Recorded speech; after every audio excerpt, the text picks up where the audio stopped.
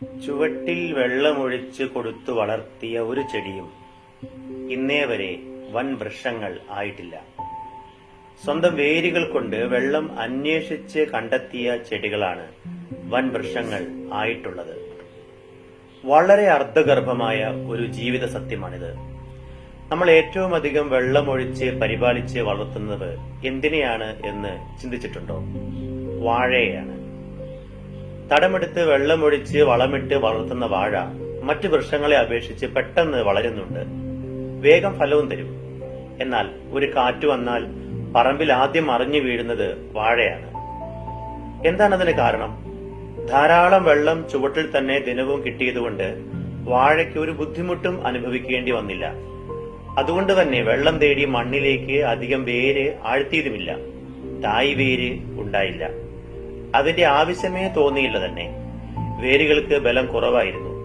അതുകൊണ്ടാണ് കാറ്റത്ത് അതിന് പിടിച്ചു നിൽക്കാൻ സാധിക്കാതെ പോയത്.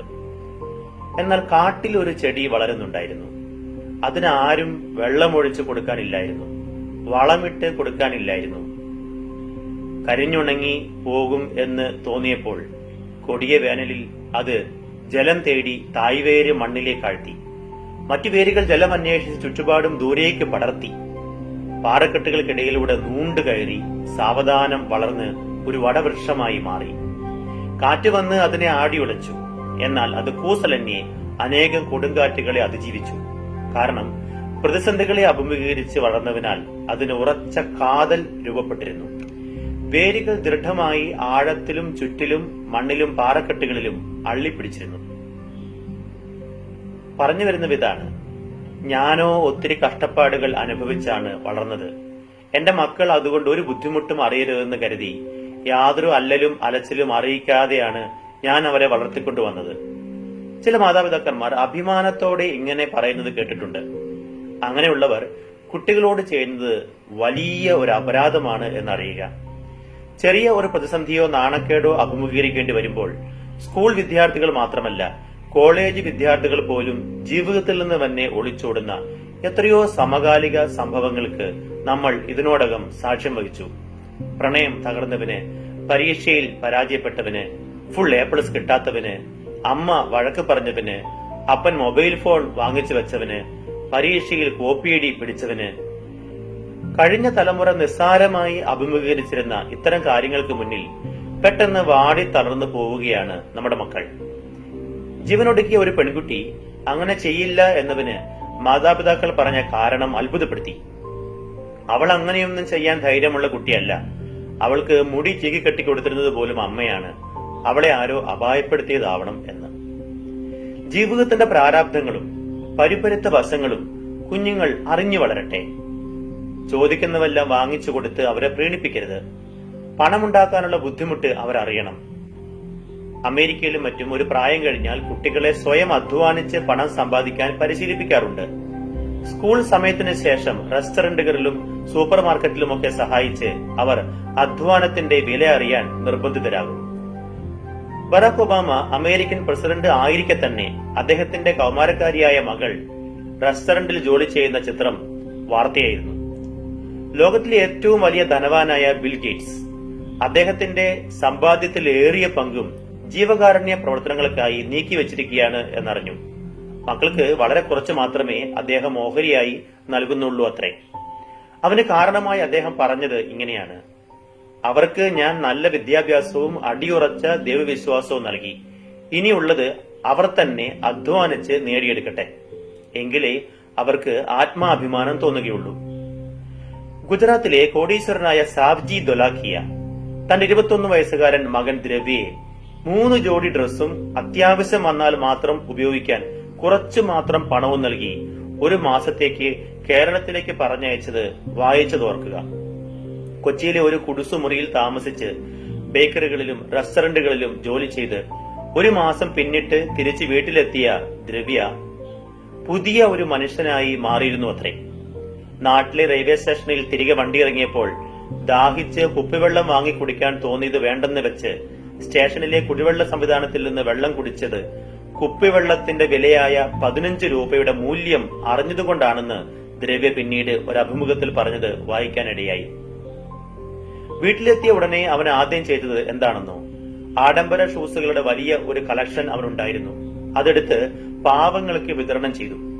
ഇനി എനിക്ക് ഏത് ലളിതമായ സാഹചര്യങ്ങളിലും പ്രശ്നങ്ങളിലും ജീവിക്കാനാകും. തന്റെ അനുഭവങ്ങൾ പങ്കുവെച്ചുകൊണ്ട് അവൻ പറയുന്നു, കോടിക്കണക്കിന് രൂപ സമ്പാദ്യമായി നൽകുന്നതിനേക്കാൾ തന്റെ മകന് നൽകാവുന്ന ഏറ്റവും വലിയ സമ്പാദ്യം ഇതുപോലുള്ള ജീവിത മൂല്യങ്ങളാണെന്ന് ആ പിതാവ് തിരിച്ചറിഞ്ഞിട്ടുണ്ടാവും. അവനെ ഓർത്ത് ഇനി അയാൾക്ക് ദുഃഖിക്കാൻ ഇടവരില്ല. തീർച്ച. അവധി ദിവസങ്ങളിൽ കുട്ടികളെയും കൂട്ടി ഷോപ്പിംഗ് മാളുകളിലും ടൂറിസ്റ്റ് സ്പോട്ടുകളിലും ബീച്ചുകളിലും ഒക്കെ ചുറ്റാൻ പോകുന്നവരുണ്ട്. ചില കുട്ടികൾ കണ്ടു വളരുന്നത് ജീവിതത്തിന്റെ ഇത്തരത്തിലുള്ള ആഘോഷങ്ങളും ആഡംബരങ്ങളും നിറഞ്ഞ മുഖങ്ങൾ മാത്രമാണ്. മനുഷ്യ ജീവിതത്തിന്റെ മറുവശങ്ങളും കൂടി അവരെ പരിചയപ്പെടുത്തേണ്ടതുണ്ട്. കൊട്ടാരത്തിനകത്ത് സർവ്വസുഖങ്ങളും അനുഭവിച്ച് വളർന്ന സിദ്ധാർത്ഥ രാജകുമാരൻ ശ്രീബുദ്ധനായത് അങ്ങനെയാണല്ലോ. കുടുംബം ഒന്നിച്ച് ഒരു അനാഥ മന്ദിരമോ വൃദ്ധമന്ദിരമോ ശാരീരിക മാനസിക വൈകല്യങ്ങളുള്ള കുട്ടികൾക്ക് വേണ്ടിയുള്ള ഭവനങ്ങളോ സന്ദർശിച്ച് കുറച്ചു സമയം അവിടെ അന്തേവാസികൾക്കൊപ്പം ചിലവഴിക്കുക. അല്ലെങ്കിൽ ഒരു ആസ്പത്രിയുടെ ക്യാൻസർ വാർഡ് സന്ദർശിച്ച് രോഗികളോട് സംസാരിച്ച് അവരെ ആശ്വസിപ്പിക്കുക. ഇങ്ങനെയൊക്കെ ചെയ്യുന്നത് കുട്ടികളെ ജീവിതത്തിന്റെ യാഥാർത്ഥ്യങ്ങൾ തിരിച്ചറിയാൻ നിശ്ചയമായും സഹായിക്കും. സ്കൂളുകളിലും കോളേജുകളുമൊക്കെ ഇത്തരം സന്ദർശനങ്ങൾ പാഠ്യ പദ്ധതിയുടെ ഭാഗമാക്കി മാറ്റുന്നതും നല്ലതാണ്. ഇത്തരത്തിൽ കോളേജ് വിദ്യാർത്ഥികളെ എറണാകുളം ഗവൺമെന്റ് ആശുപത്രിയുടെ ക്യാൻസർ വാർഡിലും അഗതികളുടെ വാർഡിലുമൊക്കെ കൊണ്ടുചെന്ന് ഒരു ദിവസം അവിടെ ചിലവഴിച്ചതിന് ശേഷം വൈകിട്ട് ഒരുമിച്ചുകൂടി അനുഭവങ്ങൾ പങ്കുവെക്കുന്നതിനിടയിൽ പലരും പൊട്ടിക്കരയുന്നത് കാണാൻ ഇടയായിട്ടുണ്ട്. ഇപ്പോഴുള്ള ഫോൺ മാറ്റി ആപ്പിളിന്റെ ഫോൺ വാങ്ങിത്തരാത്തവന് ഒരാഴ്ചയായി അപ്പനോട് പിണങ്ങിയിരിക്കുകയായിരുന്നു. ക്യാൻസർ വാർഡിലെ രോഗികളുടെ കൂടെ ഒരു ദിവസം ചിലവഴിച്ചതോടെ എന്റെ പരാതി മാറി.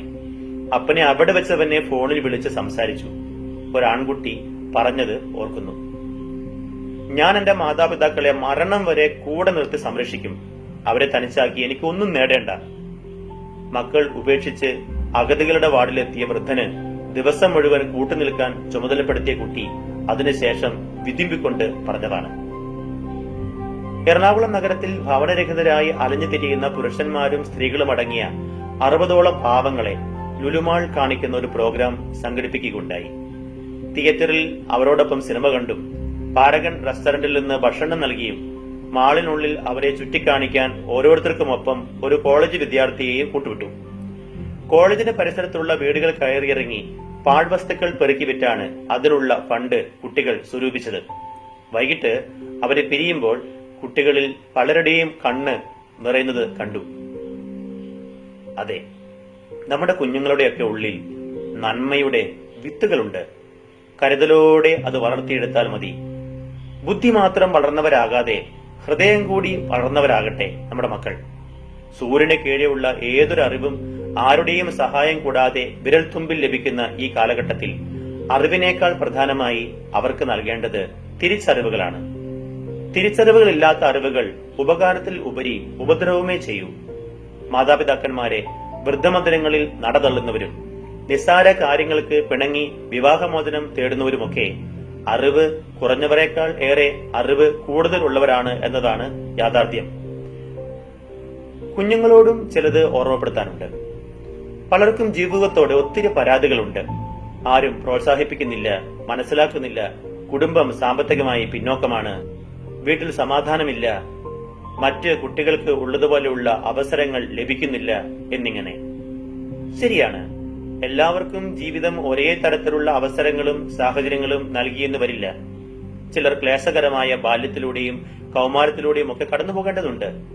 എന്നാൽ ഒന്നോർക്കണം, ഇത്തരം പ്രതിസന്ധികളിൽ തളർന്നിരിക്കാതെ ആരെയും പടിചാരാതെ വളരാനുള്ള നല്ല അവസരമാക്കി അവനെ മാറ്റാൻ കഴിയണം. ആരും നിങ്ങൾക്ക് ചുവട്ടിൽ വെള്ളം ഒഴിച്ചു തരാനില്ലേ എങ്കിൽ അത് ഒരു വടവൃക്ഷമായി രൂപാന്തരപ്പെടാനുള്ള സുവർണ അവസരമാക്കി തീർക്കണം. പ്രതികൂലങ്ങൾ ഒരാളുടെ കാതൽ കരുത്തുള്ളതാക്കും. ഭാവിയിൽ ഏത് സാഹചര്യങ്ങളെയും വെല്ലുവിളികളെയും അഭിമുഖീകരിക്കാൻ അത് സഹായകമാകും. പരിശോധിച്ചു നോക്കിയാൽ ലോകത്തിൽ തങ്ങളുടെ ചരിത്രം അവിസ്മരണീയമാക്കിയ അനേകം ആളുകൾ ഇത്തരത്തിൽ നന്നേ ചെറുപ്പത്തിൽ തന്നെ ആഴത്തിൽ വേരോടിച്ച് സ്വയം വെള്ളവും വളവും കണ്ടെത്തി വളർന്നവരാണ്. Abraham Lincoln, Steve Jobs, Barack Obama, APJ Abdul Kalam, രാഷ്ട്രപതി രാംനാഥ് കോവിന്ദ്, ഇങ്ങനെ സുഖകരമായ കുട്ടിക്കാലം ഇല്ലാതിരുന്ന എത്രയോ പേരുടെ ജീവിതകഥകൾ നമുക്ക് മുന്നിലുണ്ട്. അല്ലെങ്കിൽ തന്നെ മുൻ തലമുറയിൽ എത്ര പേർക്കുണ്ടായിരുന്നു ഇന്നുള്ളതുപോലെ അല്ലലറിയാത്ത ബാല്യം? നിങ്ങൾ എവിടെ തുടങ്ങി എന്നതല്ല, എവിടെ എത്തിച്ചേർന്നു എന്നതാണ് പ്രധാനം.